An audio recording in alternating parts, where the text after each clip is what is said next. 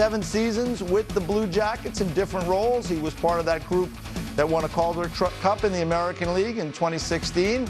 Prior to that, he was a notable sports agent or hockey agent, had a lot of terrific players. You see Tuukka Rask and Andy Green on that list amongst the guys that Bill represented, and we're happy to bring him in right now to discuss this big day in his life and in the life of the Florida Panthers. Bill, thanks for joining us. Congratulations on the opportunity. What was this process like for you as you went through it with the Florida Panthers? It was wonderful. It was I had a couple of a Zoom call first, a long call with Matt Caldwell and Michael Viola, and that was really interesting. 3.5 hours we went. When we got off, we were really energized, and then after that, after I flew out and met with Vinny and Matt and Michael again, and that was a long meeting, about 8.5 hours. But we really got into so many different topics and had a wonderful discussion, got to know each other very well, and I really enjoyed it. And I'm really excited and just thrilled and humbled and honored to be here. Well, Bill, first off, congratulations on getting the gig. Where you were, and your name has come up a number of times over the years as being a guy that's going to be that next exciting guy to get a GM gig. In Columbus there, working with Jarmo, what things have you, I mean, you talk about building a team with an identity and having the right pieces in place, and really, to some degree, being labeled as overachievers, which is a really good compliment. What can you take from those experiences and working under Jarmo? Well, I think it's his commitment to excellence and to impose a commitment to excellence and hard work throughout the organization. And that was something that Jarmo preached from day one. It started from him and the way that he comports himself and goes about his business and work, and JD as well. And it permeates itself throughout the organization. And there's good players there. There's really good players.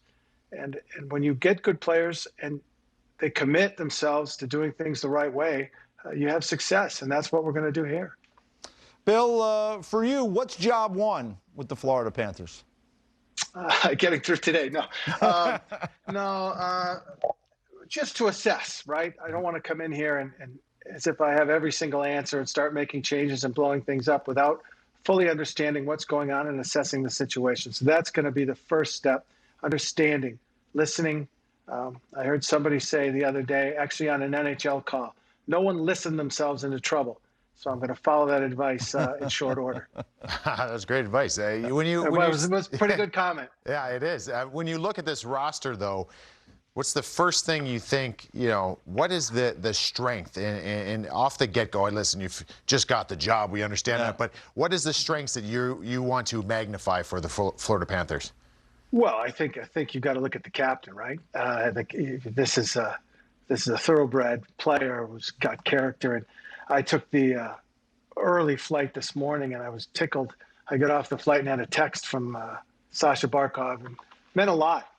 No one told him to do it. He sought out my number from somebody. I still haven't connected with him, but it meant a lot that he had the character to send me a text, hey, welcome. I look forward to talking to you. And a guy that good with a high-end character surrounded by other young assets. And I believe in Sergei Bobrovsky as well. This is a guy, I don't know if you guys know him, but there's nobody who is more prepared or harder working than Sergei.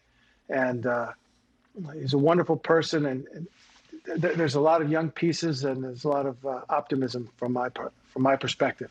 Can you let us in on a little bit? I'm always hearing a thing about Bob that you got to tell him to get away from the weight room, get out of it, get some rest. I mean, that's contagious, though, is it not, from your time with him in Columbus?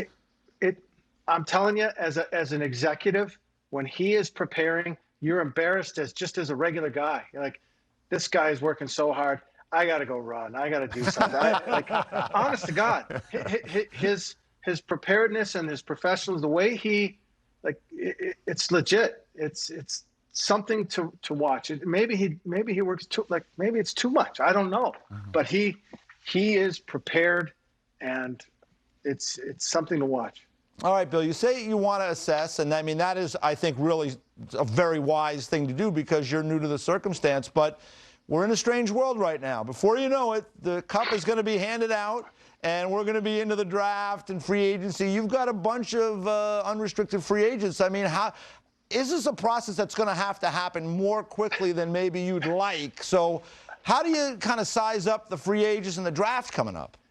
Well, we assess quickly. Yes. We actually going to hit the ground running, meet with the guys quickly, make our assessments as efficiently and rapidly as we can, and hit it. I'm going to get on the phone as quickly as I can and see what the market looks like, see what options are available, and have at it, as well as speak to the amateur scouts and make sure that the draft is in order and we are where we need to be.